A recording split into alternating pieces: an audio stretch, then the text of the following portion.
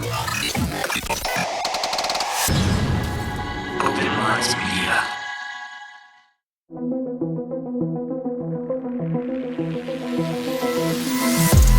reality we live in can be a very strange place. Most of the time, fact being stranger than fiction. How will we ever start to understand this reality we live in unless we question everything? Join me and a guest as we unravel the mysteries of this reality, one topic at a time. This is Inquiries of Our Reality with Shayn Jones.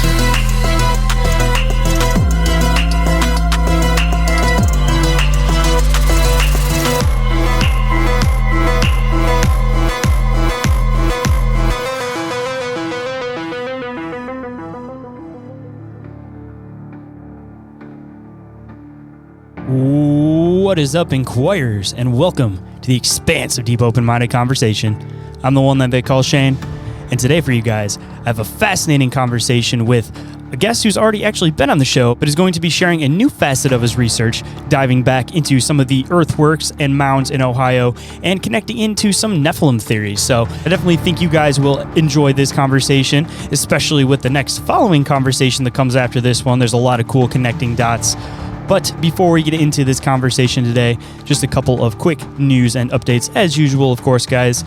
First and foremost, I am still running that t-shirt giveaway. All you guys have to do to enter is fill out this survey that I have. It's a 10-question survey, and it all goes towards helping the show grow and improve. So on the flip side, anything you guys do as far as that goes, giving your opinions on the survey, I greatly appreciate it. And honestly, I wouldn't be able to do the show without you guys, and I want to keep growing the show and hopefully get it to the point where it deserves to be, of course. But on the flip side, I do have two brand new t-shirt designs, and you can also pick those up if you guys end up winning this t-shirt giveaway. But if you guys haven't checked them out yet, the newest design is one where you got this really cool alien smoking a joint, chilling next to a Sasquatch, drinking a beer, hanging out around a campfire. No text needed on that one. It's kind of a cartoony design. I definitely enjoyed it. I ended up scooping one for myself, actually, and it's probably one of my favorite ones that I've made, other than my Fear and Loathing This is Squatch Country design that I dropped a couple months ago.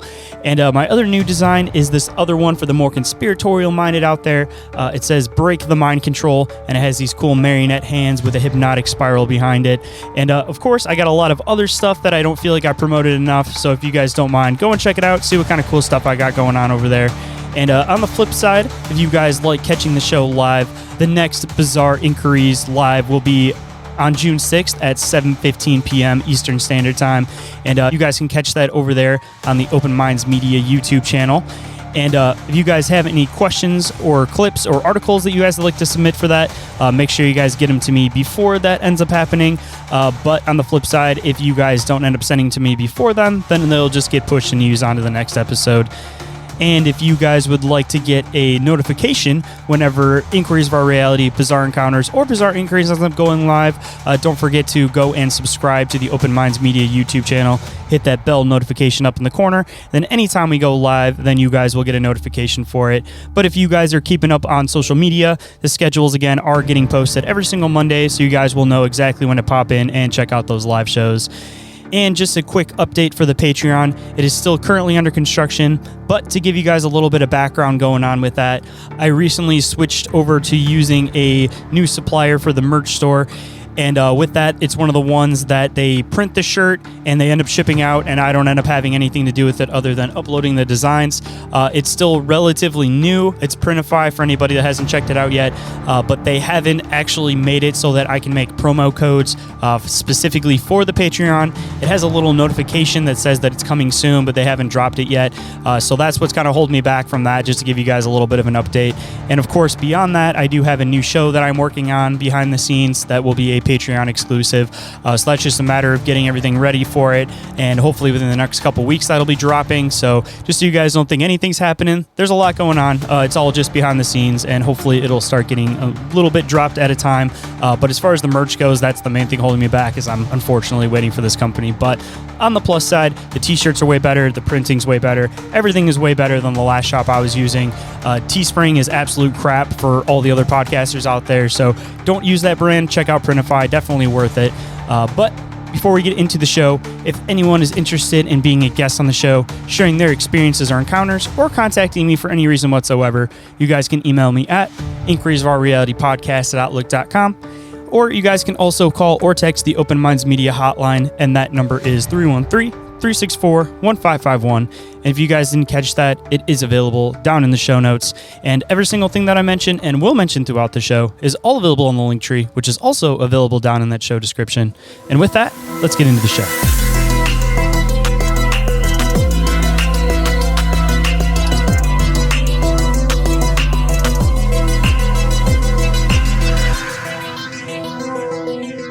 Please welcome back to the show for his long-awaited return, author of Ancient America, The Dark Side, and researcher. Please welcome to the show, Fritz Zimmerman. Welcome back. Oh, thanks for having me back, Shayn. Good seeing you again. Say absolute pleasure. After the last conversation we got into, you kind of left some loose ends on some stuff that you were going to be getting into last time. So I'm hoping we can dive into some of that stuff a bit today, along with, you said you have a new book in the works and a lot of new research that you've been working on. Well, my latest book is Ancient America, The Dark Side, and we go into the paranormal and the ancient earthworks, which is a completely different field. And we're going to talk about one thing that I did a deep dive on in this book, and that is the mathematics and sacred geometry of the Newark earthworks. So I don't know where exactly you would like to start. I don't know if everybody listened to the last conversation, but I don't know if you want to lay down some of the groundwork that kind of led into where you are currently with the research. But wherever you want to start today, completely up to you, sir. Well, okay, let me just give like a little breakdown of majority of the book, but we're going to talk about just a sideline about fallen angels and how they're associated with the Ohio earthworks and so much as sacred geometry and all that. But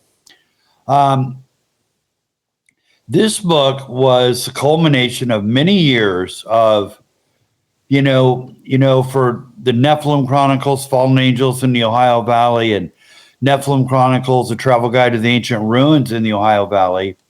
I had traveled, for the travel guide to 700 mountain earthwork sites in Ohio, Indiana, Kentucky, West Virginia, and some in Michigan.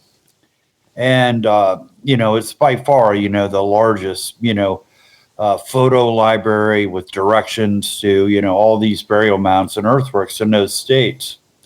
But in doing so, there were sites that I went to like Fort Hill and some others where I had paranormal experiences. At Fort Hill, I had seen a shadow person up there.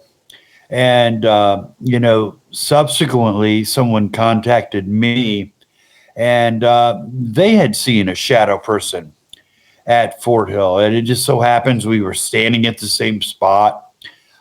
They had seen it outside of the earthwork. Well, stonework. It's a stone wall, a serpentine stone wall that goes around this thing.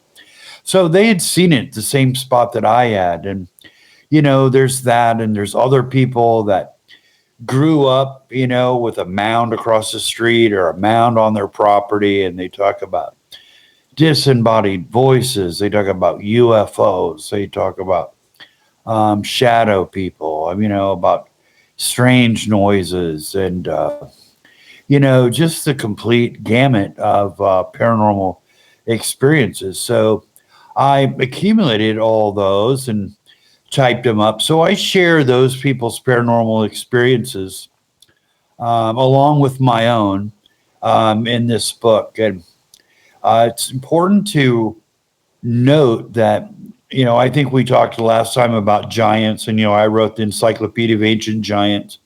And, how many of them are there in the Ohio Valley and how they're associated with these geometric earthworks. But in the book of Enoch, it says of these giants that their spirits shall be earthbound. And so when you go to some of these sites, they are what we say is charged, means there's a spirits there. And so you may or may not encounter them, but a lot of people have. Even with UFOs, of one person not only had his tale about UFOs at the Serpent Mound, but he had photographs of what he saw of these lights that were flying around it, followed by Apache helicopters that were trying to find it, that were probably coming out of Dayton, from I think that's Grissom over there. So anyway, I mean that's it. And then I tried to tie these earthworks to Babylon and the Babylonians, and more specifically the Amorites. And the Amorites were the accounted giants in the Bible who actually controlled Babylon from 2000 BC to 1600 BC, and were noted for their advanced mathematics that they have found on their tablets, which included pi and square root, trigonometry, and all of that. So we're going to talk about that a little bit tonight. Hold on tight, guys. We'll be right back after this brief commercial break. And now back to the show. So I guess with a lot of this stuff, it seems like it's almost like the chicken or the egg type of scenario, where it's like, did the phenomenon start coming because of these things being built there, or were these things built there because there was weird phenomenon going on? I guess, with your research, I don't know if you'll ever necessarily find a distinct answer to that, but it seems like it's a common trope with a lot of these like high strangeness places, that I'm always just curious if what came first. Was it the fact that the land had something going on, or was it that something was built there and now something's going on in the land? Probably the latter. But at least with the Nephilim stuff, I'd love to kind of hear some of the connections that you made for this stuff, because obviously a lot of people dive into this stuff from like the ancient mound builder perspective. And I know last time we started touching base a little bit on the whole idea of like the biblical giants being the ones that were actually building these mounds. So I'd love to hop in and kind of continue on with where you're at with this research and investigating this. Well, I go, into that and all the ties and all the evidence in Nephilim Chronicles, Fallen Angels in the Ohio Valley. Now, not only do we have sacred geometry, we also have a codex, a numerical codex, in the measure of these geometric earthworks. In Charleston, West Virginia, are two hinges. This hinge is a circular earthwork with a interior ditch and an outer wall, and a gateway that aligns to a solar event. And you all know Stonehenge, the stones in the middle, but around Stonehenge is an earthwork. And it has an interior ditch, circular interior ditch, outer wall, and the gateway to Stonehenge is the summer solstice sunset. So that's where that's aligned. In Charleston, the two hinges there are aligned to the summer and winter solstices, and those are 666 feet. And like, well, mound builders had feet, and it's like, yes, they did. The foot did not come from England. It's an ancient measure. We believe that the Babylonians were using it, and there was a professor from MIT, and he believed that the mound builders in the Ohio Valley were, in fact, using the foot. And one indication of that, the Babylonians used 666 was a number for the sun. It wasn't anything having to do with the devil or anything. It was a number used for the sun. Actually, in the Bible, I believe it's in Chronicles, Solomon was brought 666 talents of gold. Well, if you look at the name of Solomon, Sol, of course, sun, Am is Hindi for sun, and An is the Egyptian word for sun. So the name Solomon itself is sun 3 times.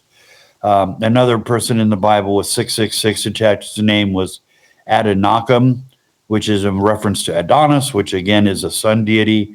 And with him, there were 666 people that were fleeing from Babylon and Nebuchadnezzar. So we have a couple instances in the Bible where 666 associated with the sun. And then for the lunar or earth mother, we have the number 1080. And that is a Babylonian number that is used also in that regards. But it is somewhat tied to 666 because if you double 1080, you get 2160, and always 216 is of interest because 216 is the sum total of 6 times 6 times 6. Now, we have those two earthworks in Charleston that are 666. We also have a hinge in Kentucky. But I just found, I was listening to a guy today on L.A. Marzulli's podcast, and he has proven that the circumference of the Marietta burial mound that has a earthen moat or ditch around it, very much like you would find in England, but the circumference of that is 666 feet. So we have this numerical codex of gematria that's been used in not only the Bible but the Babylonians, and it's showing up in it shows up in the Ohio Valley in the measure of the mounds or the earthworks. More so, now we found one mound there at Marietta that's 666. So while that's the numerology, what we'll talk a little bit about tonight is the sacred geometry of the earthworks. And more particular, we're just going to look at one site, and that's Newark, Ohio. Before we hop into this one, just out of curiosity, I'm sure that you've dived into the whole Tesla idea about the importance of the numbers 3, 6, and 9. And you had mentioned, of course, the 666, which of course would have the 6 entail for that. But you also mentioned the 1080. And if you do like the straight line across, you'd have the 1080. So that would be 9. So you'd have the 6 and the 9 right there. So just out of curiosity, from your research dealing with some of these numbers, have you noticed any of these like reoccurring patterns with 3, 6, and 9? Because it seems like there's something that has to do with like pitch, frequency, vibration, and I feel like it goes into these I guess you could say more like portal ideas on things. So everybody's still trying to unlock what the secret is of this exactly, but have you noticed like a reoccurring thing with the numbers 3, 6, and 9 throughout your research too? Well, the Babylonians used a base 12 numerical system. So base 12, so you're going to get 6s and 9 are all going to be divisible. Within every earthwork in the Ohio Valley is divisible by 3, 6, and 12. So there might be something to that. And, I was told years ago that at Yellow Springs, Ohio, a guy was doing something similar like to what you're talking about. He called it harmonic resonance or something. So what he was doing, he was throwing a sound at this burial mound, and he said he would stop and then the mound would duplicate it back to him. And that just sounded crazy to me. But I don't know. The guy seemed legit, But he was saying that, he was just getting started on these experiments of actually shooting noise into the mounds, and that they were replaying them. So there might be something to that, but that would be all the information I have on it. I mean, just to continue that thought too, before we hop into the next bit of the discussion here, one thing that I've been seeing recently that I find pretty fascinating is this idea about where people are taking like these ancient I guess that you could say like markings on walls, and they're figuring out that they actually make sound when they start rubbing stone on them. Like they start making these different pitches and vibrations and frequencies, and it almost kind of sounds like a song or something. Have you noticed any spots in any of these earthworks or stoneworks particularly that seem like there might be something to it, where you can rub a rock on some of these walls and it might create some type of pitch or frequency or something with this? Because I feel like this might be a key component with a lot of these ancient structures that, maybe there's something that's intended to be, like you were mentioning with this guy that was shooting sounds on him and it reverberating back. Like, I feel like there's got to be more dynamic with this stuff and other ways that we can kind of do some tests and experiments on this stuff. Well, I would agree. And, we were going to shoot Ancient Paranormal this last winter. And, we got a really good start and had some interesting, we had done 3 trips. We were basically around Newark and then one trip, close to Newark at Cedarville. And Yellow Springs is pretty close. That was like a weekend, 2 weekends away that we were going to there. And I was suddenly, I knew about this guy and this harmonic frequency. And I was like, well, we're going to try that there. And then we'll go from there and see if we're going to test that out on maybe some other earthworks. And never got a chance to do it. But that is definitely a line of research. And, the paranormal field right now, I don't know, there's so many more people that are interested in it, but I don't know, it seems like it's just hit a dead end.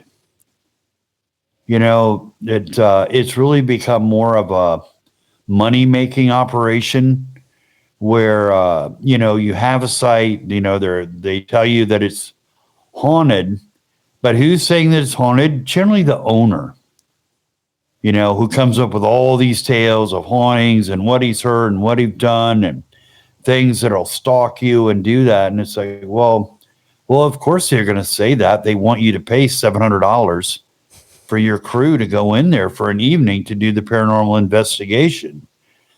And, just the places like here in Indiana, there's a place down in Randolph County. It's it was basically just an old folks home. I mean, nothing demonic about it, It was just an old folks home. But, everybody was there, all the A-list of the paranormal teams, on television, they were all there. And I had been there because actually there was a burial mound behind it. And I don't know. It's like, this is BS. See, I'm always curious if these things will leave after so many people mess with an area. Like, it seems like these things need something, be it some energy force from people or fear, whatever that energy source is.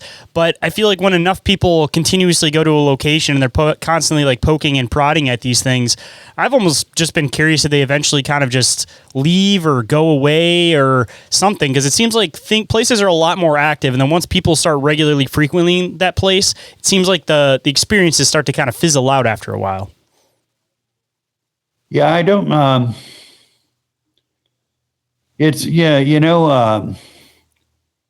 I watched, I don't watch it. I used to, back in the day, Ghost Hunters, I mean, that was it. That was the only game in town. That was 20 years ago.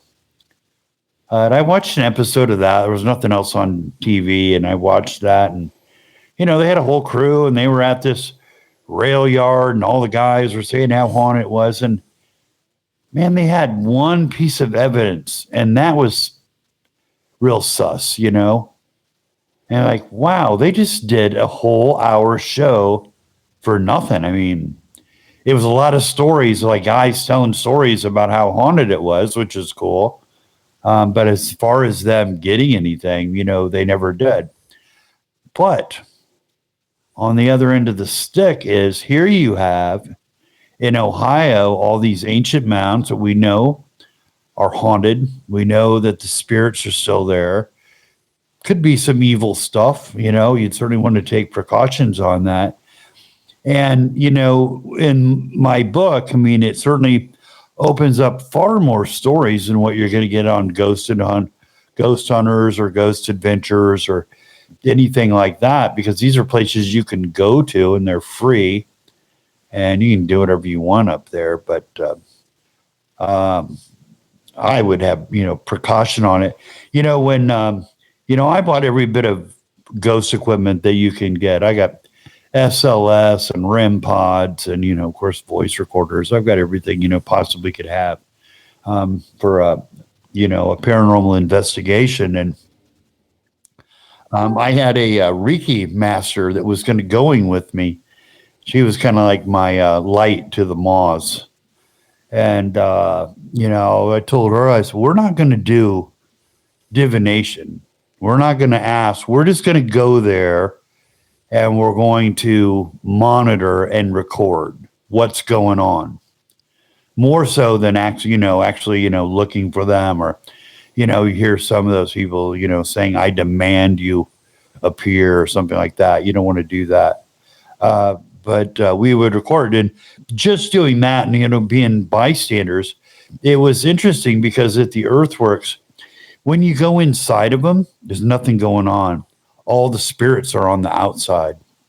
That we were able to determine at 3 different sites that we had explored, that we weren't getting anything inside, but we were getting everything outside. So that sacred ground, they can't get in there, but they do stay on the outside of those. So anyway, yeah. So kind of to segue from crappy sites that you have to pay a lot of money to do a paranormal investigation to having free sites available to you, that's far more interesting, but probably a little more dangerous. Spirit world with demonic activity, which you're going to certainly get at these earthworks. So I would hope that nothing bad would happen to anybody that would go there. So with great precaution, go check them out. Say it's one of those things when you're messing with something ancient, it's a lot different than if you're messing with the spirit of somebody who was like murdered in a house, for example. Like when it comes to these things, like you don't potentially know what you're messing with. You might think you're messing with like an ancestral spirit or something, but it could be something a lot heavier and a lot darker than that, of course. And also to kind of follow up on the last thing you had mentioned, that you'd notice that these things don't show themselves on the inside. Question, do you think that that's because of the structure being built itself, or do you think that it's the land itself, that they can't enter that land regardless if the structure was there? No, and we're going to talk about that, is that these structures actually were built to connect the spiritual to the material. The spiritual being the ghost realm, spirit realm, and then of the material being today, to being visible now. So the earthworks in themselves were built as a conduit for the summoning of the dead, which was really strange because, excuse me. We're going to talk about the one earthworks at Newark, Ohio, the hinge, and, that was built, we know just by its solar orientation, that it was built as a conduit for the dead to manifest into this world. So why they're not on the inside, though, I don't know. They're on the outside. So, all I can do now, I wish we would have, had the season a couple more months to do some more investigations, which we'll probably get into either later this summer or into the fall. But once we get to the slides, you'll understand a little bit more once we get to those. So I know that you have some pictures that you want me to bring up. I don't know if you want me to bring any of these up yet. I know you've kind of been mentioning this earthwork that we're going to dive into today. But wherever you want to start off with this stuff, I don't know if you want me to bring up the first picture or not that you got here. Okay, now we were just talking about the Newark earthworks. This is in Newark, Ohio.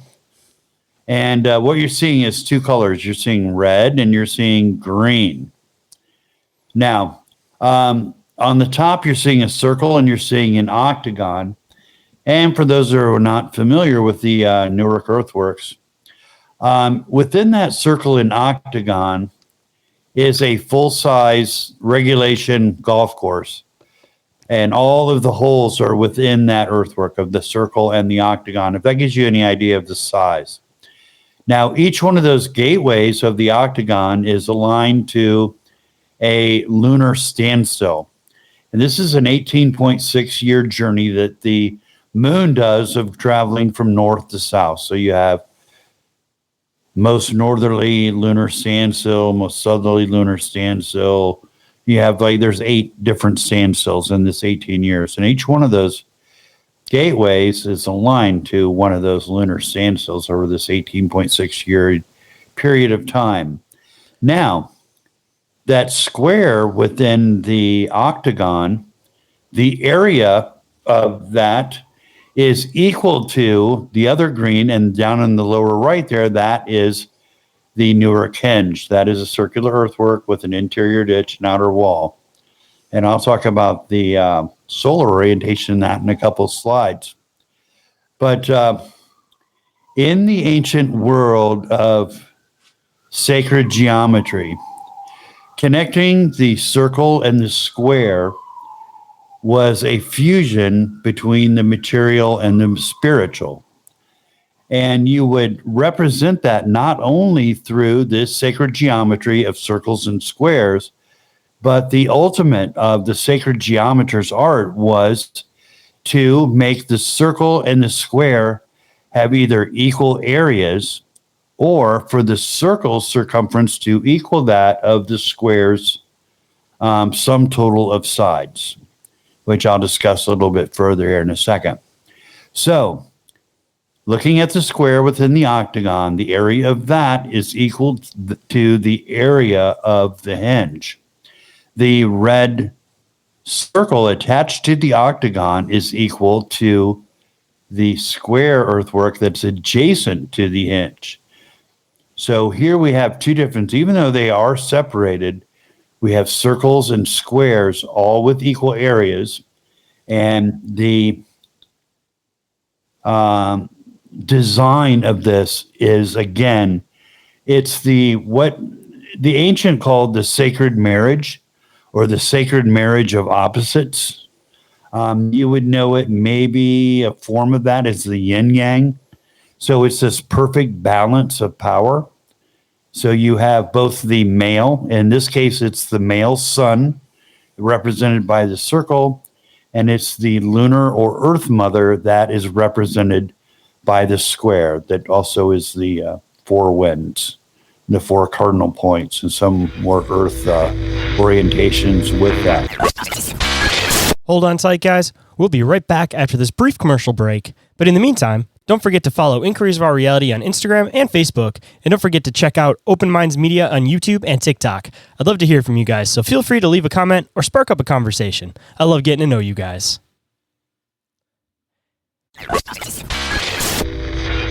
And now back to the show. So here we have at Newark then a civilization that, to know how to make a square or circle, which mathematically you cannot do, because a square you deal with whole numbers, and a circle because you have to do pi and other things to find out the circumference, you're dealing with fractions. But it can be done, of squaring the circle, which they would do. So here we have circles and squares, but we also are showing that within these earthworks that they had known pi, square roots of numbers, and if you attach these correctly, you actually get a Pythagorean triangle on just the layout of these, and I didn't bring that slide, I should have. So we had the Pythagorean triangle, we have pi, square roots of numbers, and we also know that when they laid this out, they had to know trigonometry. All of these mathematical, knowledge, we know that the Amorites, that they had, and these were the people that controlled Babylon from 2000 BC to 1600 BC. And of course, the Amorites, like I mentioned before, was the giants in the Bible. And so here we have mathematics, and we have giants in great numbers in the Ohio Valley.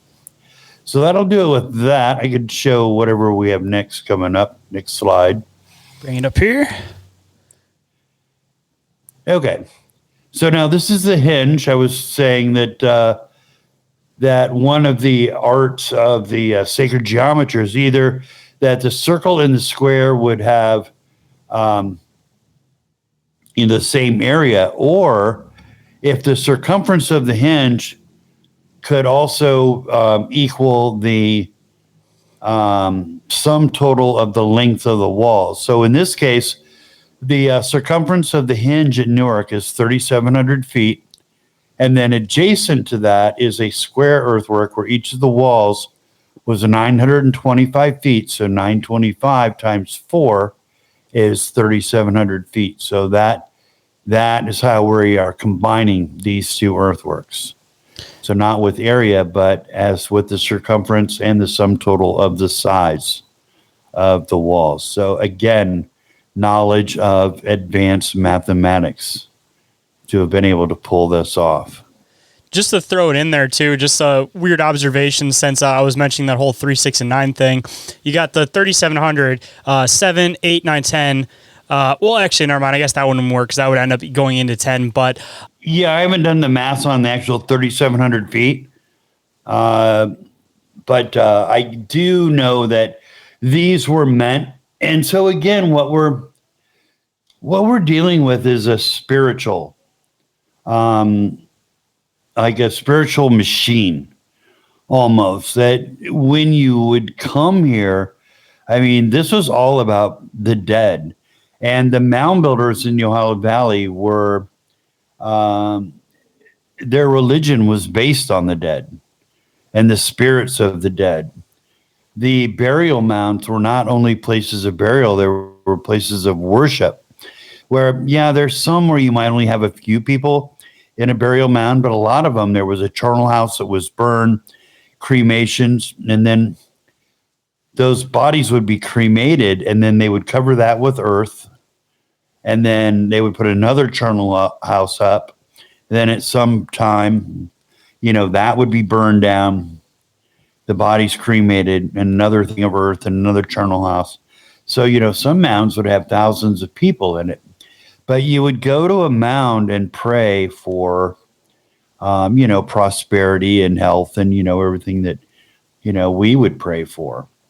But you weren't praying to an individual dead or relative, but it was a collective of the dead that would be, determine, your fate in the future. So those mounds are places of worship, but then these earthworks was to be able to transport these almost like portals. I mean, the mound was a portal, and these were like super portals for the dead, as these earthwork combinations, especially when you see a circle and a square together, which happens a lot and in the Ohio Valley, then that particular earthwork was definitely made to manifest the dead into the material world. And that'll be it for that. But anyway, there's the mathematics. Just some more mathematics going on at Newark. As far as a lot of these like advanced mathematic theories and principles that are thrown into building some of this architecture, at least, do you know offhand, like when the quote, like discovery of like the Pythagorean theory or any of this stuff happened, so that it can give the listeners kind of a context on why them being aware of this math is so fascinating? Because I know it's like thousands of years probably later that these actual principles were quote discovered, but they were using them as far back as I guess we can date, because we don't even necessarily have like a distinct date on when this stuff was built, correct? The earliest carbon from Newark is around 800 BC. We know that the Amorites in Babylon had the Pythagorean triangle, so it's interesting that it's showing up probably earlier here than in Greece and Pythagorean. Probably, sometime, but it's very strange that it would. But yeah, the spacing of the earthworks. Now, what's interesting, because now there's one case. So you'd say, well, could that be serendipitous? Well, probably not. When it comes to math, mean, what are the odds something is going to fall in line like that for a 3, 4, 5 triangle?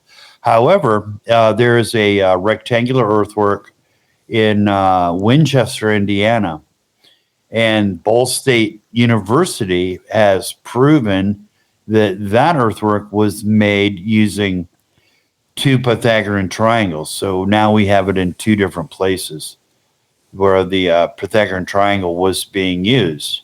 And you just have to say, well, who was using it? Is this Native Americans? Because Native Americans never really took credit. 100 years ago, Native Americans never took credit for any of the mounds and earthworks in the Ohio River. They all said, from Little Turtle, the Miami Indian, to Cornstalk, the Shawnee Indian, they all said that the mounds and earthworks were there when they had arrived. And then other people like Joseph Brant of the Iroquois and some others said that it was a light-skinned people that had come from the east who had built these, and they possessed superior knowledge that the Native Americans just didn't have. I mean, that was their original story. That was their original history. But, you know, that doesn't follow the woke narrative. And so it's just like, shut up, Native Americans. We'll tell you what your history is.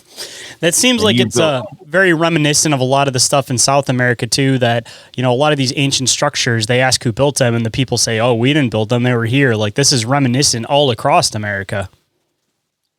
Exactly. And there's a revelation coming out about that. I mean, there was one from L.A. Marzulli, but he's been doing more DNA tests down in South America. And, you know, that's about to come out. Now, I can tell you, and this kind of fits, kind of doesn't. It's kind of weird. There's a skull from West Virginia. It dated about 800 AD, which is, you know, about 300 years after, you know, what's going on in the Ohio Valley. But the skull type was, you know, very similar to what you're going to find in the burial mounds, not only in Ohio, but what you would find associated with the people who built Stonehenge over in England, who built hinges just like the hinges over here, had conical burial mounds with earthworks or ditches around them, just like in Marietta, that now we know is 666 feet in circumference.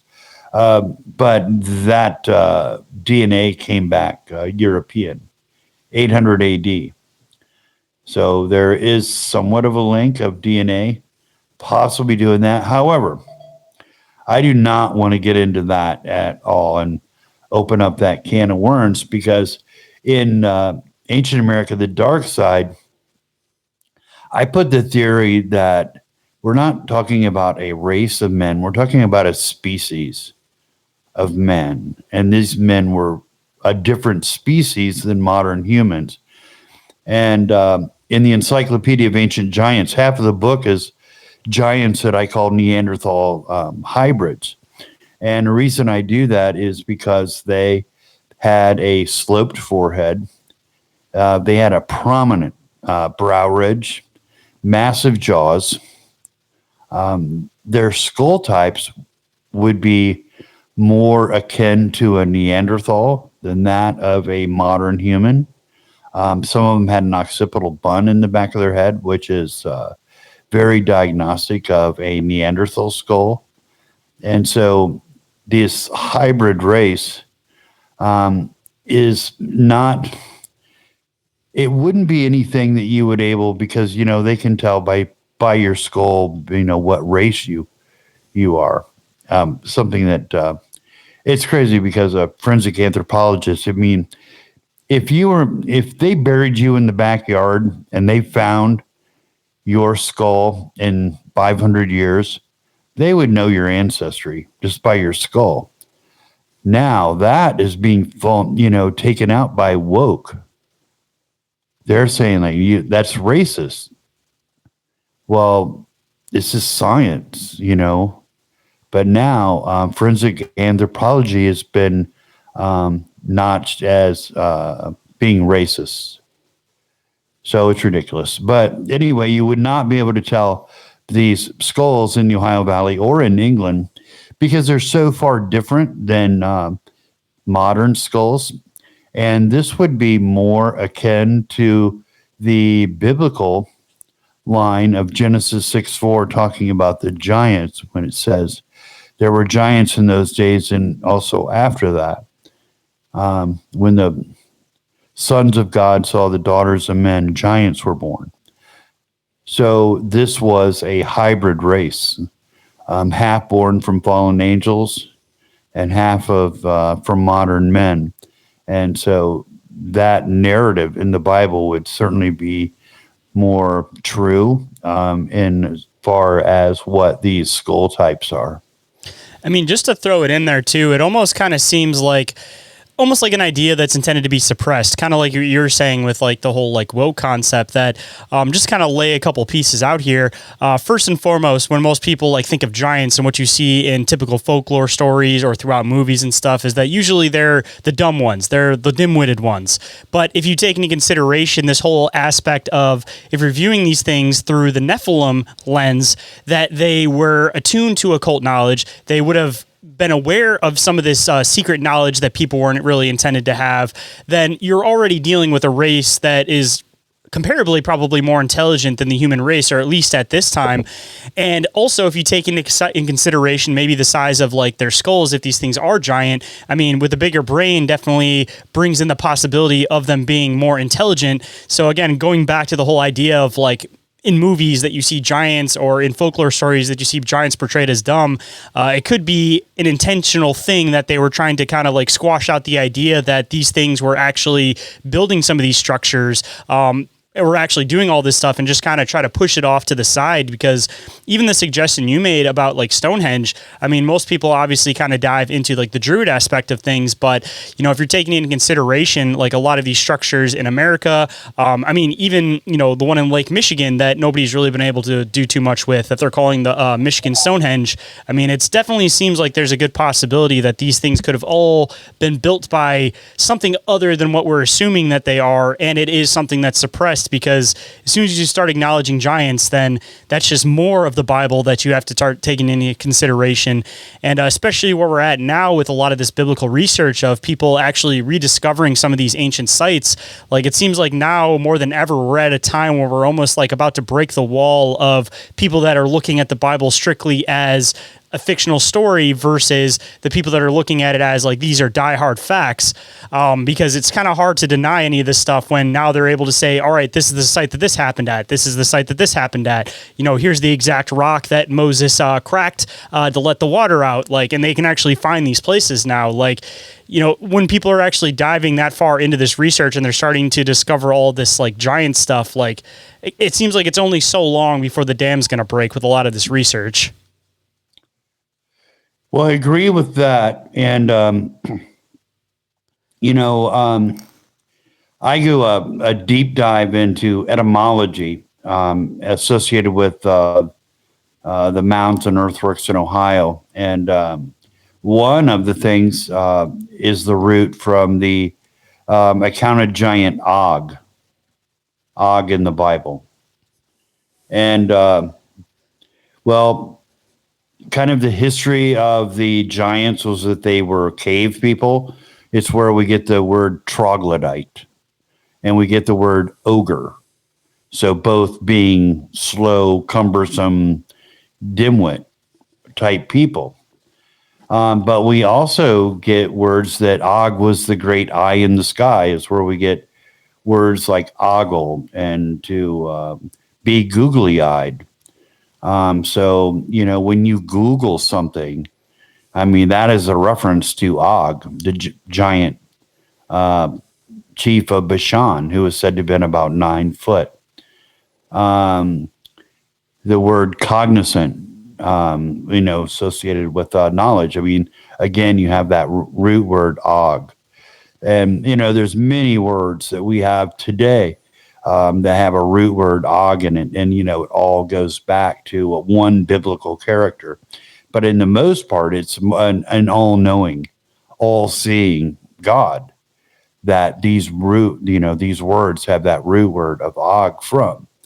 Yeah, and if you want to do that, there's a whole chapter on etymology of just one giant Og, and shows how that was passed along. And it was more evidence that they were in North America, just from different place names that we have. with a og root word.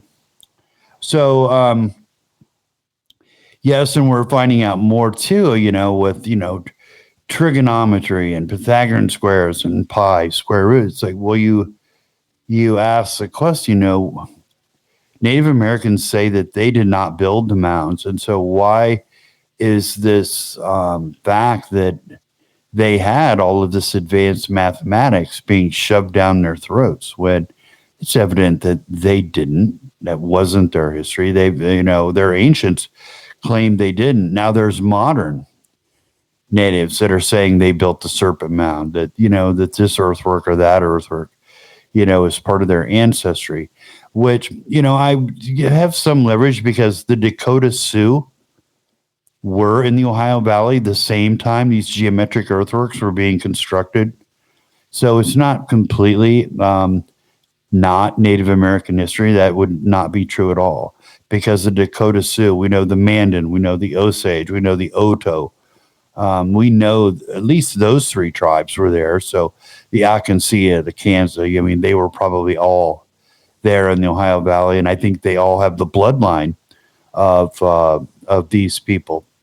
But when we go to find the original root of this mathematics, we're going to have to go back to Babylon, and we've got a screen up here right now. Okay, now we're back at Newark. I noticed the og part in the middle of apagi sun too. So I'm assuming that's like another root word right there, like you were mentioning over here on apagi. Possibly. I haven't done an etymological research on that word, but it's just a word you always keep it, the back of your head when you see it, and just see if there's any kind of etymological connection with that. But yeah, there's so many words that have og as their root, as their origin. And like I said, Nephilim Chronicles, Fallen Angels in the Ohio Valley is where I go into a real deep dive on that chapter, along with the numerology and some other things that little more than what we'll talk about today. But just to show mathematics, and really it'll get you scratching your head of like, how in the world did they do this? So we're looking at the circle attached to the octagon, and we're looking at the hinge there in the lower right. The apogee moon is a smaller moon, and the perigee moon is the largest of the moon. Now, the ratio of the apogee and the perigee moon is the same as the ratio of the circle attached to the octagon and the hinge. Now, how did they figure that out? This almost kind of seems like, just to throw this part in real quick, you had mentioned the whole idea that they claim that they didn't build these things, and then it got to a point where they almost were like basically claiming that they built these things. It almost kind of seems almost kind of reminiscent of a lot of the stuff in Egypt that, when Egyptologists were first going there, they were saying like, oh yeah, these were, intended to be tombs, and all the people around were like, no, they were built to represent us, but we don't necessarily know who built them. But, after you've done enough of that interrogation, it's kind of like convincing somebody of a crime. You can convince people of a crime that they didn't do after you keep repeating the story into their head. So it seems like there's this facade that's going on around the world where there's some kind of weird portion of history going on here, and rather than actually diving into that, they kind of put this blanket over it where they're like, all right, this is your history, and the people deny it for a while, and then it seems like they get to a point where they just kind of accept it and say, yeah, it's our history. And this is something that pops up all over the world, and especially in these weird giant locations, because for everybody that's dived into Egypt, they know how much weirdness there is as far as giants, like giant doorways, giant sarcophaguses. Like, it seems to be a reoccurring thing of all of these places that almost seem like giants built them. They like throw something on it and say, all right, this is your history. And again, people eventually just say, oh yeah, it must be our history. Don't go anywhere, guys. We'll be right back with that deep conversation you crave. But just a quick reminder, if you'd like to snag some gear for this show, Bizarre Encounters, or one of your favorite cryptids or topics, hop on over to the Open Minds Media merch store for a wide range of designs with new drops regularly. And t-shirts now for the low price of just $15.68 plus shipping. And now let's get back into it. Well, now, now it's woke history. So woke history has no footing on the truth. Woke history has its footing in what is politically correct.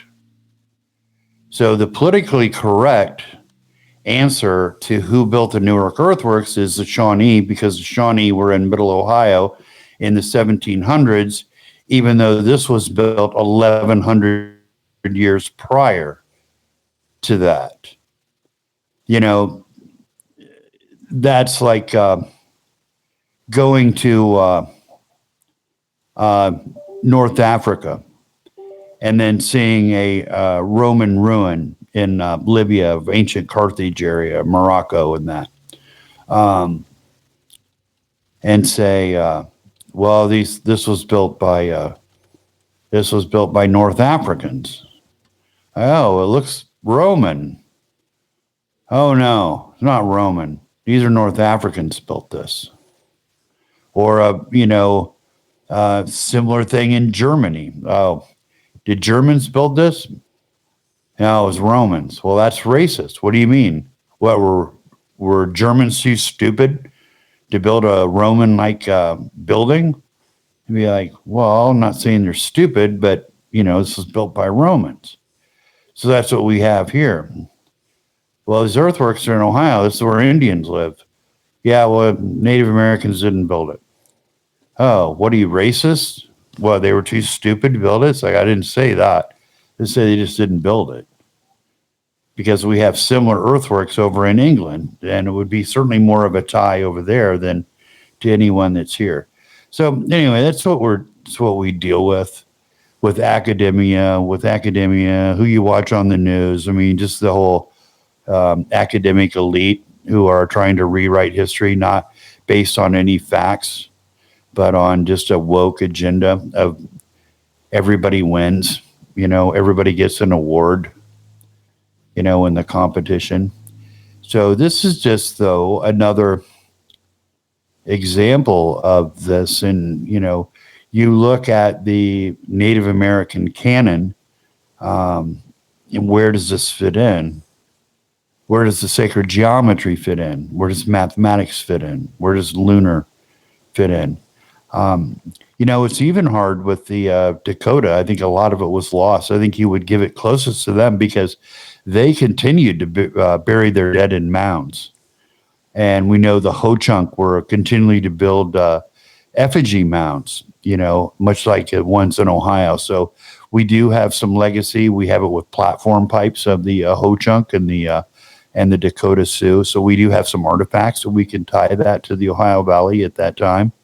So again, I don't want to dismiss that the Dakota Sioux were there and they were a part of this, that these Newark earthworks are as much of their history as anyone. I mean, it could be definitely a continuation too, because it seems like a lot of this stuff, even in South America, you have this stuff where it seems like it was built one way, and then as it kind of goes up, it seems like it's layers and it's built a totally different way. Doesn't mean that it's not their history, but it doesn't mean that they may not have gotten the idea from somewhere else and then it became part of their history. Yes, and I think that was the case in Ohio Valley too. First, you had Amorites here, and they were building and they were doing this, and that was passed on. So we do have there is an evolution of earthworks.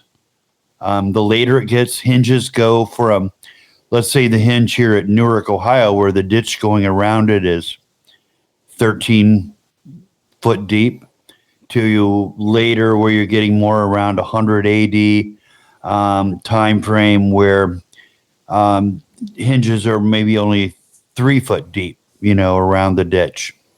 They go from 210 foot diameter to 250 foot diameter. So there is an evolution.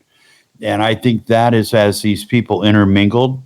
I think as the Amorites intermingled with and married into the Dakota, that there was some different building. I mean, they still had hinges, but just a little bit different.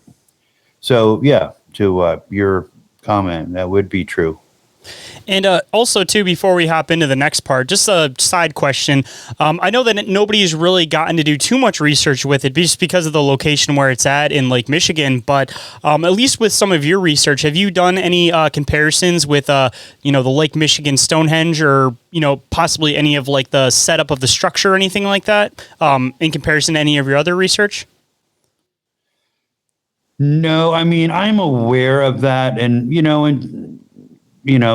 got a long way to go before they get anybody on board. I mean, it's an interesting theory, but I don't know. I'm not there yet with that site.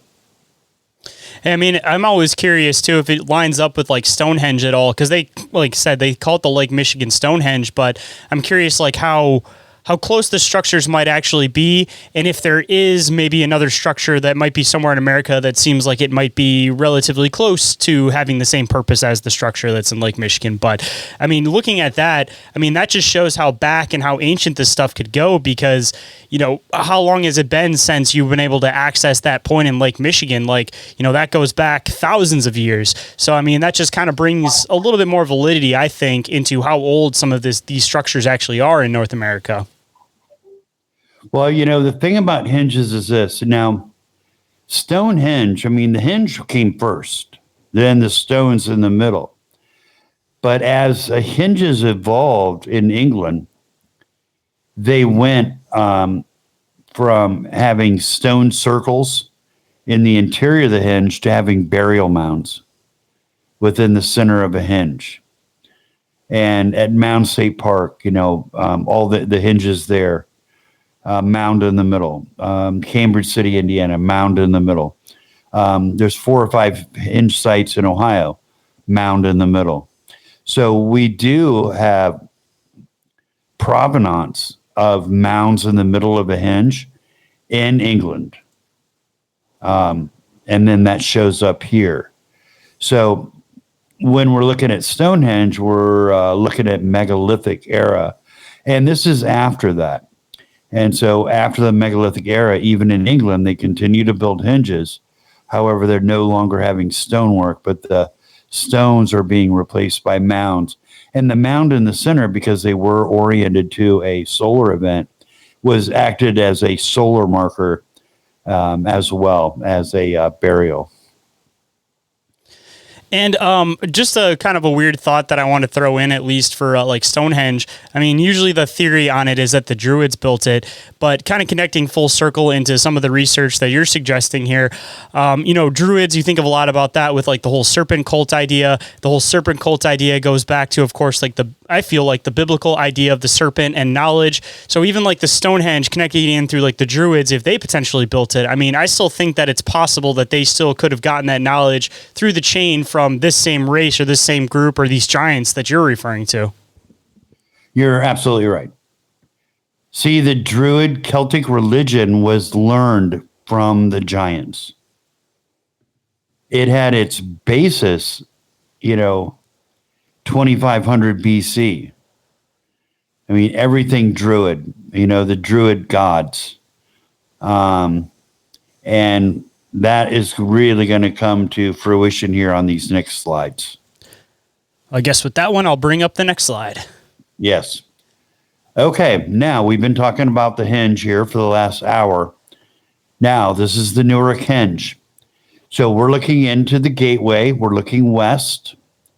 You see the gateway, and then you see the ditch going around. You see a little bit of the outer wall there going to the left and to the right. Now we're looking at the sun. This is October 31 sunset. This is Samhain. So this is the day when the veil between the living and the dead are at its thinnest. We celebrate it as Halloween. It was an ancient Celtic Druid holiday. It has its roots back into biblical times with the Amorites and Canaanites. Canaanites and Amorites were actually the same people. So here we have the earthwork. It is aligned to October 31. And I was talking earlier that paranormal investigation is that they're not on the inside of this earthwork. You'll lose them when you go into that gateway. But on the outside of that gateway, it's pretty crazy. There's a lot of activity, and there's no more activity than on October 31st. But then the solar opposite of October 31st is May 1st, which is Beltane. And that is Bel, or has a reference to Baal. That was the Canaanite god. And it is with that we can trace the first adherence to May 1 was with the Canaanites / Amorites, same people. That is where that began. And then, of course, it was certainly adapted by the Druids and the Celts over in England. And then here it is in Ohio. So in a way, when you go to Ohio, you go to this earthwork. I mean, this is like living history, where you can go on May 1, you can go on October 31st. You know, this is, you could, go to a Halloween party or put on a costume, but you can actually live it right here. And I am real excited about doing a paranormal investigation this October 31st. And we'll be standing out that gateway, watching the sun come down. And even if it's cloudy and we're not able to see the sun notch like the way it is right there, it's still going to be crazy. And so I plan on doing a paranormal investigation, and would invite whoever to come out October 31. And I think it's going to be the biggest paranormal investigation and reveal that this country's ever seen. So there it is. And there's just no denying that that isn't aligned to October 31.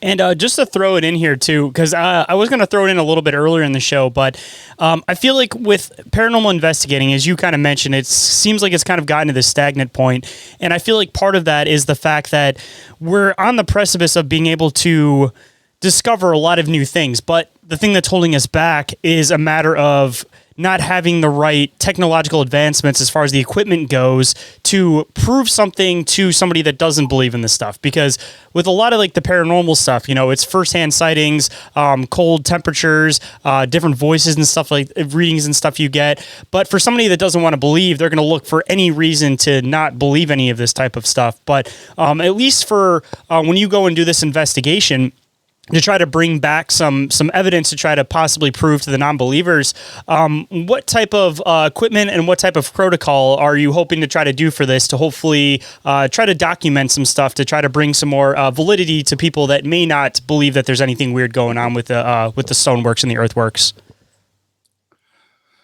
Well, in the few investigations that I did, we were getting multi-layered results. I mean, so we was getting stick figures on the SLS at the same time the REM pod's going off. At the same time, we're hearing things, on a voice recorder. So it wasn't just one piece of evidence, but it was layers of evidence all happening at the same time, which you generally don't see on a paranormal program. Yeah, that's an awesome response. If you're getting multiple layers at once, usually it's like 1, 2, sometimes if you're lucky, but if you're getting like 3, 4 layers, like that's, for a paranormal investigator, that's gold right there. Well, I mean, you have to realize, when you see this circle and, we know adjacent to that is a square earthwork, that, that the whole meaning of this is the moving from the material to the spiritual. And then you add on that here we have an alignment on October 31, Samhain, which is because of this veil between the living and the dead being at its thinnest, that is why this whole thing was built. So wherever you go or whatever you watch in the paranormal field, they're never going to have anything at all even comes close to achieving, a site that was built for the paranormal. This is a paranormal site. It was constructed for paranormal activity, and there's no other place like this in the world. And so that really makes it exciting that, when we were there in November and part of December. And then we ran into the coldest January ever, or the last 30 years, which kind of rough on electronic equipment when it's 10 degrees outside. On top of energy drain from anything weird going on. Yeah. I mean, everything was against us on that. So we were waiting to push that down the road when it got a little warmer. But there's a lot of sites that, they overgrow so much in the summer months that, you're always best to go during the winter. But there are plenty of sites like Serpent Mound here at the Newark Earthworks. I mean, they're mowed. Well, they were mowed. Now the Ohio handed these earthworks off to UNESCO. So now it's a global site. So it's all run by a bunch of foreigners. So what is going to be the fate of this earthwork? Is it going to be mowed during the summer? Is the Circle and Octagon that had a golf course in the middle of it, and so it was perfectly manicured. Of course, the whole interior was mowed and the banks were mowed. It was kept in pristine condition. And, is UNESCO going to do that? I'm kind of doubting that they do. I think it's all going to overgrow. It's going to be a big grassy mess of a field in the middle of the Circle and Octagon. And it was just a huge mistake. Why would Ohio hand over our history like that to the globalists? So big mistake. Sad to see, that, they said like, well, once it's that, it's like a world destination. It's like, well, of course it is. But, it would even have been more so if you would have promoted the fact that pi and square root and trigonometry was used in its construction. You wouldn't have needed to hand it off to foreigners to run your site, if you would have done the work yourself. So that was kind of their fail. And you're certainly not going to. So this is my discovery right here. The only place you're going to see this is here. This is not open knowledge right now. So the listeners here and, people watching, this is the first time this is really being revealed, that the solar alignment at this hinge. And it's something that you're not going to see academia. You're not going to see the Ohio History Connection. You're not going to see any of them try to promote or anything, because this completely goes against the paradigm of a Native American work, because nowhere in Native American, South or North America, is May 1, October 31 recognize these solar events. Just aren't part of their religious canon. So it's just more evidence that this was built by a people that had come here. So there it is, October 31. Hope to see everyone there. And I have one more image, the solar opposite Beltane. Hold that thought. Inquiries of Our Reality will be right back after this brief commercial break. And now let's dive back in. Just to bring it up too, I mean, you said that they might end up turning this place into a giant field if they don't maintain it. But even on the flip side of it, I mean, you could end up having the same scenario that happened to the Serpent Mound, where they try to clean it up, quote, and they add new landscaping to it. And correct me if I'm wrong, but there's actually supposed to be some type of like a light anomaly or something that's supposed to happen at the Serpent Mound. And didn't they put a bunch of trees or something like that up near the head, so you don't actually end up seeing this sun anomaly? Or they did something with the landscaping that makes it so that it doesn't have that original view that you would have gotten of this thing, on top of the fact that everything with the Serpent Mound, they try to deny any of this weird history.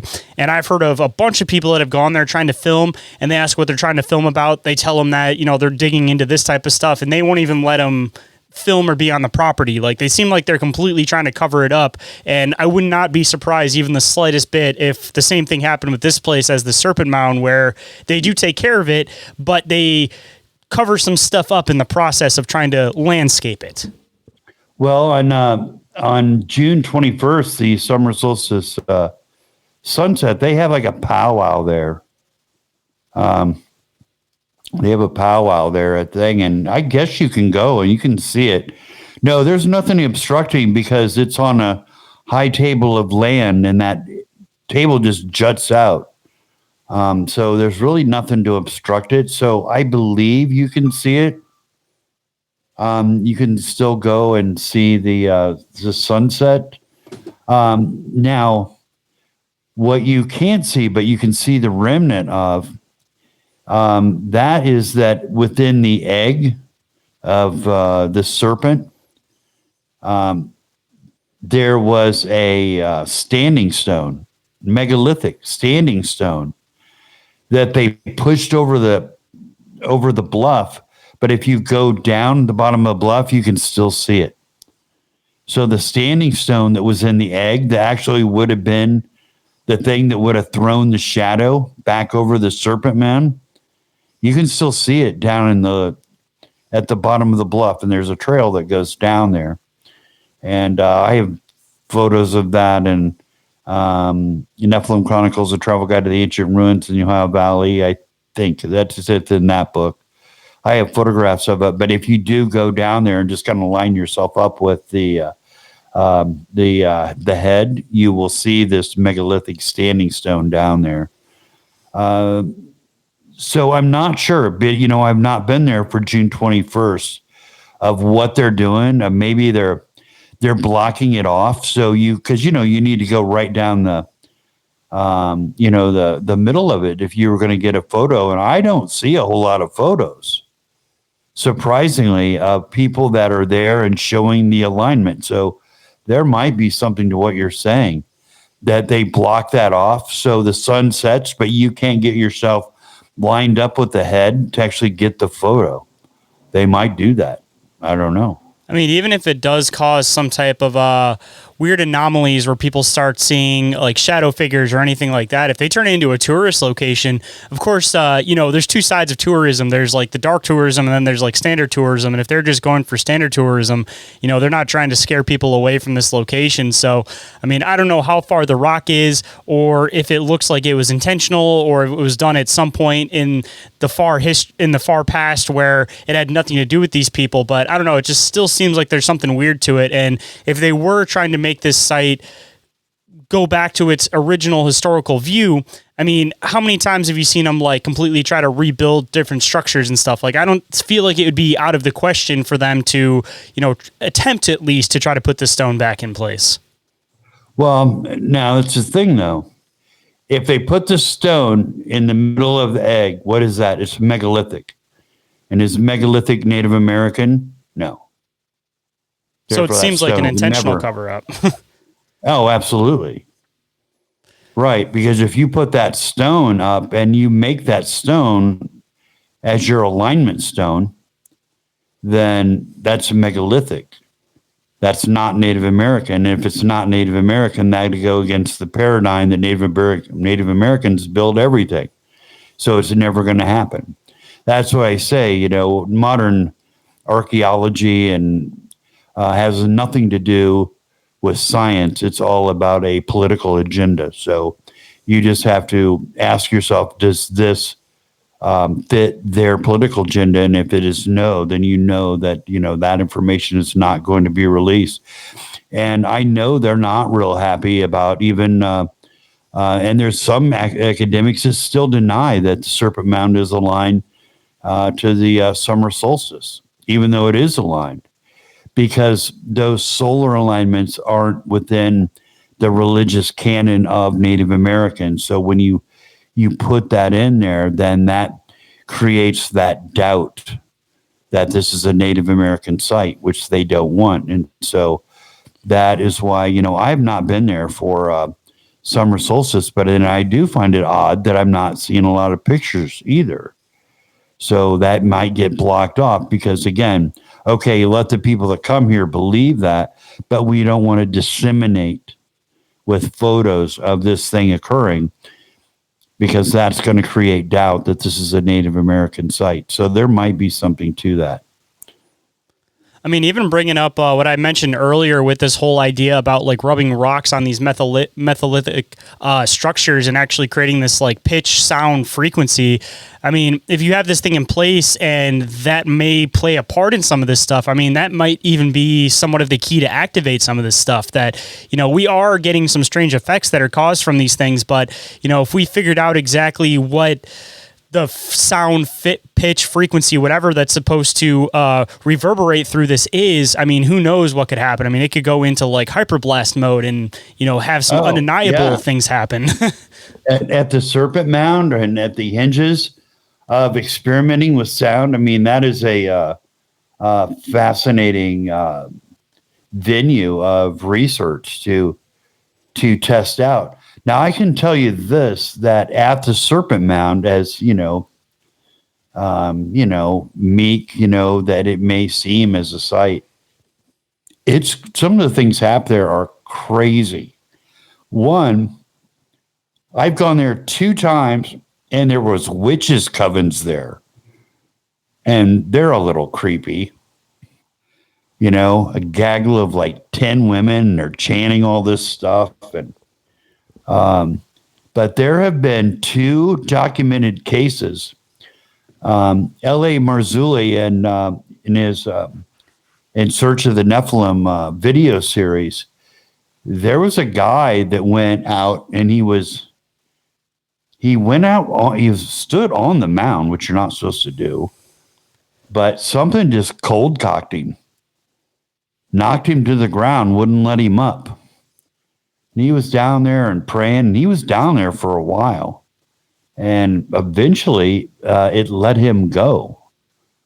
But he tells his tale, and they have some really good images of what he went through. But there is another where there was some people standing outside of the Serpent. It was a group, it looks like about 40 people. And this woman, I mean, she is just cold cocked. You just see her head snap. I mean, some sort of entity just knocked her out. And I've heard some tales about other people saying that the tail that coils around 3 times, that's some sort of portal or something. But there are some people that have experienced some violent occurrences at the Serpent Mound. We don't, in the paranormal world, you'll see people say something pushed me, something did that or that. And the typical 3 scratch marks too. Oh yeah. Yeah. Please on that. Yeah. Always where you kind of, so I watch the shows and be like, and I'll reach on my back and go, I could do that. It's the Holy Trinity. Yeah, I'm not really, Unholy Trinity. They're mocking Jesus, like 3 scratches. Everything you're going to have a little BS on there. And somebody might have been scratched. I'm not going to completely eliminate that. It could happen, but I mean, even if you get scratched, though, even if you take the human hand and you scratch your back, more than likely you're going to have these 3 dominant fingers. So even with the 5-finger scratch, there's still going to be those 3 dominant fingers. Yeah. Yeah. And then the paranormal expert always pops up. He's like, well, 3, it's a, they're mocking Christ. Like, oh, brother. But anyway, if you start seeing 4 fingers, that's when I'd be a little bit more surprised, maybe, because then you could go into the whole 6-finger Nephilim idea that, 4 fingers and then you still have the 2 that, aren't dragging. It's, that's what I say about paranormal stuff. Boys, we're not getting a whole lot of evidence here at this site. It's like, do we do it? It's like, yeah, see if she'll take a scratch. Like, ma'am, we really need to scratch you. Just make sure you're off camera. we're going to pay you $500. This is what we're doing. We have a nurse. It won't get infected, but it's like, we really need to raise some bumps on your back because this show is going nowhere. And so, yeah, I think that happens sometimes. But at the Serpent Mound, I mean, that was real. You see it on tape. You just see this woman getting hit. And this guy, he has his story too of getting knocked down on there. And I talked to somebody else that had a problem there. Now, what's interesting, I go into this too in Ancient America, the Dark Side, is that, see the site where the Serpent Mound is, there was a meteor that hit there like 20 million years ago. So actually it is in a bowl created by this meteor. And there is some sort of mineral. Is it iridium or something like that? That's in the soil there, and it's around the Serpent Mound, and it's within that mound. But back in the day, 150 years ago, there was carrier pigeons that would migrate by the millions. They would say they would black out the sky. And in their brain, they have a little thing that lets them migrate. But this iridium, I believe it is, messes with that. It's something with magnetism, I believe, right? That's what they used to navigate? Yeah. And this iridium messes with that. And they would say that these carrier pigeons would just be circling this Serpent Mound for like days until some of them were just dropping out of the sky. And eventually they would figure it out. Like the lead one, the lead bird that was leading everybody would get out. But they would say that it would just fly around, which you can imagine was happening like 2,000 years ago as well, which would even have made this place even more magical. So just to throw it in there too, this impact that happened, was there anything left from this impact? Like, is there a possibility that this stone that's supposed to sit at the base of the tail may have actually been like a fragment from this meteor from thousands of years ago? Well, I've seen this stone. I mean, I don't think so. It might have been. That's possible. I never really thought about that. It's possible. Because, if that's the case, it could be a complete key component to this. Because, if it has something going on with it magnetically, that if it's put in place, who knows what the possibilities could be for this mound? That would be something to do. To see if a magnet sticks to it. There's some tests you definitely could do on that stone. And it's not that hard to find. You go to the bottom of the hill, you can see where the edge of the bluff is, where the serpent head is, because it comes out to a point. It's right underneath it. And it's a big, long, giant stone that's been cut. It's a pillar of stone. So, that would be really cool to see. I don't know that anyone has ever done that, but I guess that's a possibility. Hey, if you ever go there and you try it out, you'll have to give me an update and let me know if anything happens with it or if it ends up being magnetic. Yeah. Hold that thought. We'll be back in a flash. But if you don't like hearing the ads, then I have a solution for you. You can get ad-free and early access to this show and Bizarre Encounters with Shayn Orin on the Open Minds Media Patreon for just $1 a month. That's less than the price of a bag of chips, and it's a great way to support the show and all the hard work behind it. And if you're interested in merch store discounts or premium video versions of the show, then there are a few other tiers with additional benefits and 7-day free trials available. Now let's get back into it. I've been doing this for next year will be 30 years. And, it's surprising just the evolution of what and, knowledge, and then, which opens up new questions to investigate, which now is the paranormal world, that's associated with this, which I've actually known about from about the first month that I began this in like 96 and went to my first site and with a friend of mine, Kathy, and we had been to a couple mound sites here in northern Indiana because I was going to shoot. This started out as a short documentary film. I didn't know this was going to be the rest of my life. Is that what this clip is from? No, I'm sorry about that image. This is some drone guys that were hired on May 1. So this is the morning, May 1st. This is Beltane sunrise. And this is the drone shot. So now we're looking east. So we're looking through the gateway. And then you can see the sun aligned to the gateway. So it's going to come up on the gateway on May 1st. However, you see there in the middle, there's like a building.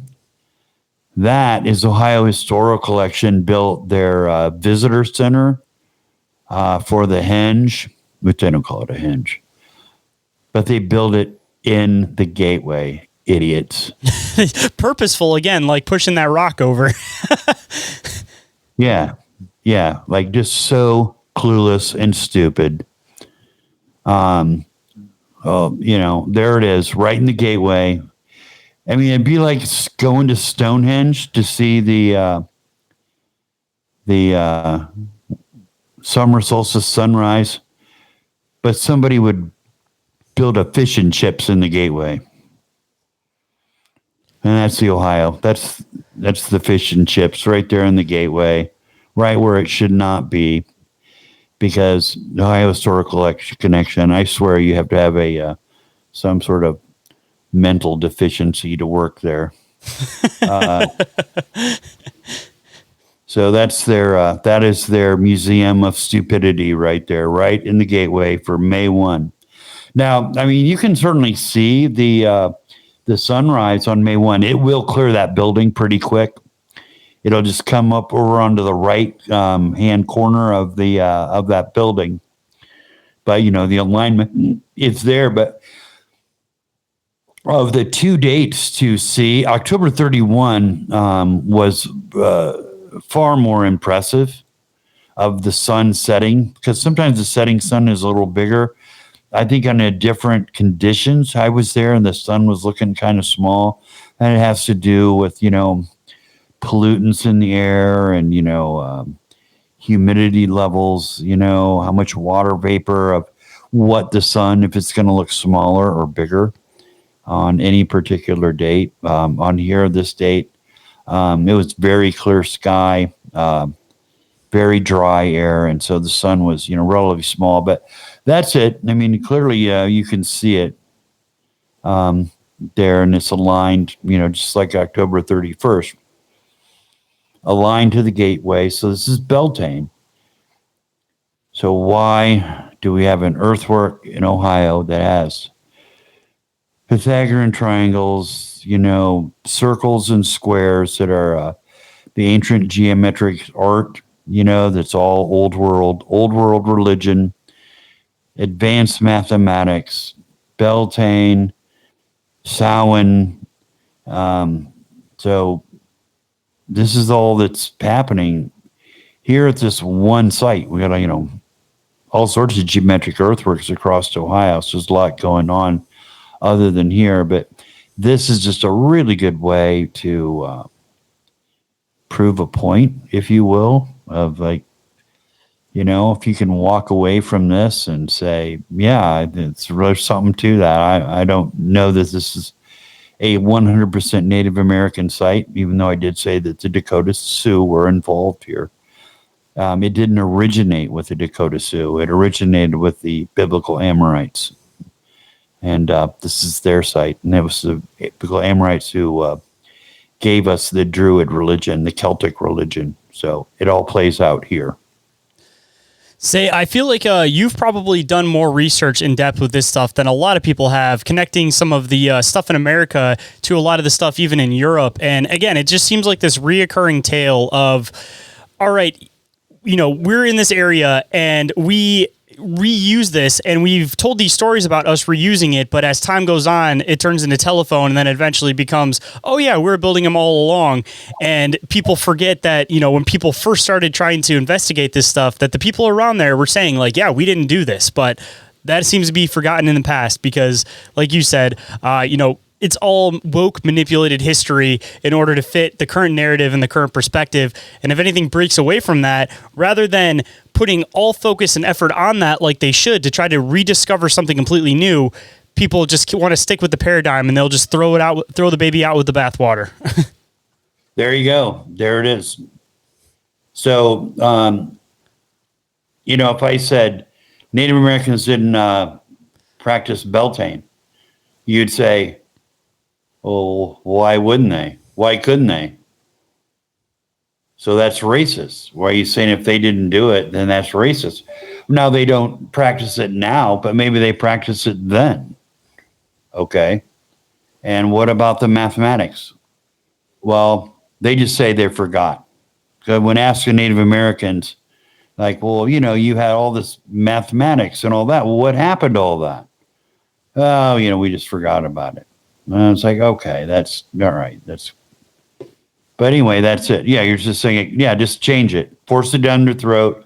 This is the new truth. If you don't believe the new truth, it's the fallback response. That's racist. So there we have. So you have the opportunity, after looking at this information that I've shared with you, and mathematics doesn't lie, that there is that possibility that these are not strictly Native American sites, but this is an old world religion that was transplanted here by another people that happen to be giant in size. I mean, just to continue on too, I mean, it doesn't take away any validity that, maybe these people eventually did do it at some point, but you would definitely have to acknowledge the fact that there is a possibility that even if you did think that they built some of these structures, that they could have still learned it from somewhere else. Right, and that's what we're getting to. Because, like I said, we know the Dakota Sioux were down there, who are never given any credit for their time in the Ohio Valley. But no, they did. They learned it from another people. They intermingled and bred with these other people. I believe that is why the Sioux were building mounds until the Dakota Sioux until historic times. That the Sioux were very large in some cases. I think is just from this bloodline. So I think there's something to that. So no, not to completely deny them, but you have to recognize that there was a root of knowledge that was brought here and exchanged. So that's what we're trying to point out today. And I believe that this is no other than the Amorites that are mentioned in the Bible as one of the accounted giant tribes in the Bible that we know 100% that the Amorites had advanced mathematics from the tablets that they've left and have been examined.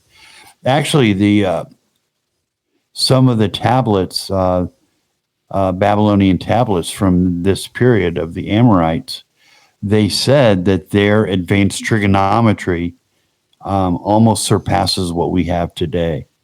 So that gives you an idea of, just how advanced mathematically they were. And then all of a sudden it shows up here. So there we have the connection. And I mean, not to even throw in even the aspect of almost every single Native American tribe does have stories about giants being there. So it's not like, we're making claims about giants being in America with no backing to it. Like even from the Native perspective, there's endless stories about them having interactions with giants. So, I mean, it's one of those things that you can only deny it for so long when there's just this reoccurring thing that you're constantly seeing in this area. Oh yeah, it's 100%. This revisionist history has just been in the last 30, 40 years. But up until then, no, they all said that the mounds and earthworks were there when they arrived. Now, we're talking more of the Algonquins, so the Shawnee, the Miami, the Delaware, Potawatomi, those tribes, who I don't think when these were built were even here. I think they began in Canada. And this was Dakota Sioux. I've always believed the Iroquois may have had a part in northern parts of Ohio and northern Indiana, that they were through here. And when they've done DNA studies of burial mounds, they said in a report, they said that there was some ties to the Algonquins. Some. Well, what an erroneous word that is. There was some Algonquin DNA. See, that doesn't make any sense. We know that that Elizabeth Warren, Pocahontas, she's got like 2% Native American blood. She has some Native American blood, so 2%. And that's what we're dealing with. And that 2%, when she did her report of this DNA, was saying, see, there it is. There's the DNA evidence. Like, your DNA evidence is and she said some. She didn't even give the percentage, which would give you an idea how low the percentage was. But it was a way to word it where she could go, oh, see, there you go. There it is. There's the DNA. There's the match. There's the connection. There was no connection. Some DNA. If you go out to dinner and say, I have some money in my pocket, where do you think you're going to dinner? You're probably going to McDonald's. Yeah, I have some money. Oh, I have some money. Should we just run into the grocery store and buy some chicken salad and a loaf of bread? Yeah, that's some. Some is not. I mean, if it was a major amount, I mean, that certainly would have been released, but it wasn't. They thought that they were going to find this in this DNA study, and they didn't. And really, there was nobody that matched up. No Iroquois. They said 0 Cherokee, which I was surprised. 0 Iroquois. They weren't. But see, what they don't do is they don't test it against a global database. They only tested with Native Americans. So if it was tested with a global database, now L.A. Marzulli is working on that as we speak. And I believe that revelation is supposed to be coming out pretty soon. But he has some DNA that's coming out that may answer some more questions of what we currently know. So, yeah, they're working on that. And hopefully we'll have to come back around for round 3 at some point. Hopefully when at least after you get to check out this place, hopefully on October 31st, and you'll have to bring back a report of hopefully what you guys end up experiencing there. Well, yeah, we should plan on maybe a couple weeks or so before October 31st, so more like the beginning of October, because I would really like to see every Celt, witch, druid there at that earthwork on that day. So, I'd like for this really to be, in Thornborough, Henge in England. I mean, there's cars in the middle of it. I mean, it's huge. I mean, you could put cars in the middle of this, but you wouldn't want to do that. But there's thousands of people that are inside of this henge for October 31. And I would like to see something like that at Newark. So, you could still do your sunset at Newark and then go off. But, I mean, certainly could incorporate Halloween parties and everything else with that. So maybe I need to get a hold of a lot more people to pull this off. So, so I'll be looking to promote that in October. So let's shoot for that. Absolutely. Yeah, we can shoot for the beginning of October, get people all amped up for the spooky season, and also, like you mentioned, get some more people over to the site. So, we can definitely set up for the beginning of October, and maybe we can even touch base a little bit after, at least, too, to figure out what ended up happening after the event, of course. Always an excuse for a good conversation. Yeah. Well, yeah, it's going to be fun. And like I said, it's like you can go to Halloween or you can live it. October and at the Newark Henge, you can live it. And that's why this massive earthwork was built. It was built for this veil between the living and the dead at being its thinnest and to manifest the dead there. So it could be just really crazy. So I'm looking forward to that. And look forward to seeing any and all of you listening there as well. Stay tuned, guys. This is our last break. But if you enjoyed the show and you think I deserve it, then please leave a review or rating for this show on iTunes, Spotify, or any other podcatcher you happen to use. Your continued support is what makes this show possible, and your opinions go a long way to help the show grow and improve. So thank you. Now feel free to skip past these ads so we can get back to the show.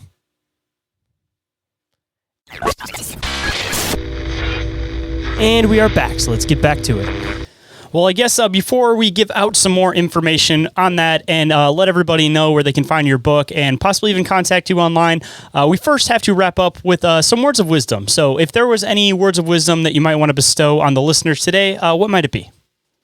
Well, I think the paradigm, don't trust anyone, especially don't trust academia. Look for your own truth, and that will be the real truth, but trust your own instincts on what's true and what is not. And it's no more so than what we've talked about here this evening. Well, those are some great words of wisdom to live by. I'm definitely somebody that feels that everybody should find the answers themselves and don't just take somebody off face value, because at the end of the day, you never know what somebody's agenda or motive might be for the information that they're giving you. So you have to make sure that you get your validity to make sure that you can make that assumption on your own, of course. And if anybody wanted to possibly come to this event, which we will definitely make sure that we come back around to in October to remind everybody about it, or if they wanted to pick up your book, Ancient America, The Dark Side, or possibly even contact you online for any reason whatsoever, where can people find your work? Where can people find your book? And where can people find you? All my books are on Amazon, including Ancient America, The Dark Side. More of a deep dive into the geometrics and numerology and all that. Of the earthworks are within that book, or the Nephilim Chronicles Fallen Angels. For more on the numerology, but everything's on Amazon. I'm on Facebook. If you want to go in there, friend me, whatever, you can do that.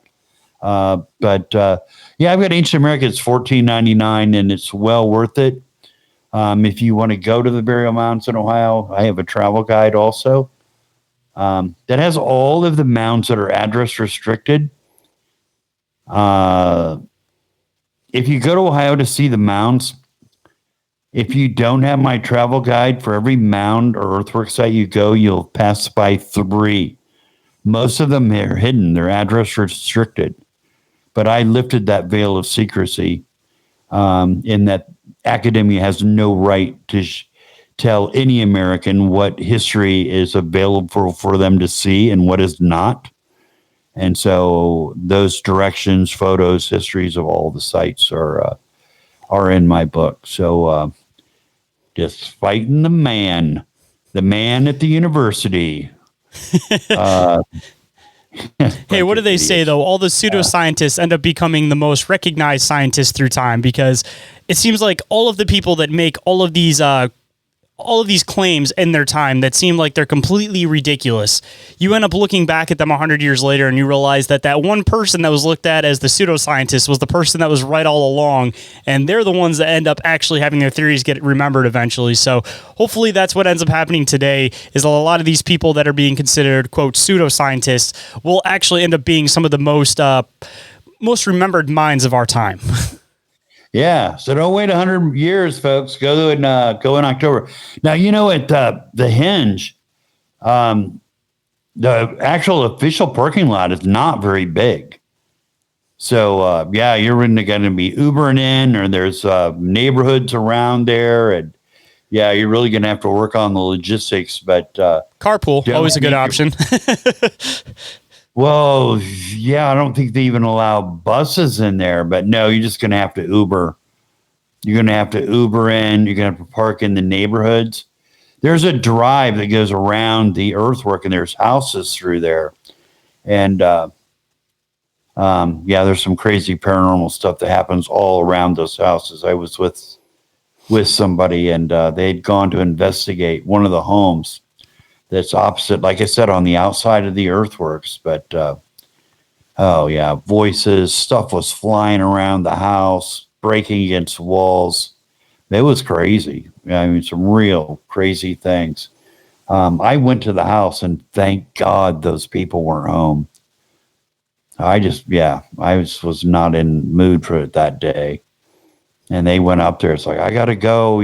This minister, he's like, these people are freaking out. And it's like, I got to go and pray and try to get rid of this demon. And it's like, well, why am I with you?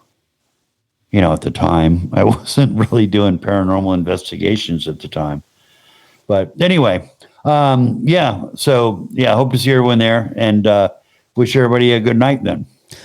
Well, I really appreciate you making the time to come on today. Always an absolute pleasure to have you on the show. And again, I'm really looking forward to our next round when we hit it in October. All right, Shane. Good talking with you. If you guys enjoyed today's conversation and you guys want to show some love, smash that follow icon and share today's episode with a friend. Grassroots support from listeners like you is exactly how the show grows. So thank you guys. And if you guys would like to get in touch with me for any reason whatsoever, you guys can email me at inquiriesofourealitypodcast@outlook.com, or you guys get a hold of me through social media. Instagram and Facebook are the two that I am the most active on. You guys can also get a hold of me through the submission form, which is available up at the top of the link tree. And the last way you guys can get a hold of me is through the hotline number, and that number is 313-364-1551. You guys can text or call that, whatever's easier for you guys. And don't worry, I won't end up answering on the first ring or anything like that, so don't hesitate to call, of course. And if you guys have some free time, don't forget to check out the awesome friends of the show, I Know Squatch, Snarlyo Natural Products, Cryptotheology, and Big Ape Threads. And our friends with affiliate links, Dimension Devices, Oregon-ite, and Sticker Mule, with additional discounts and credits available. More information on those is available down in the show notes.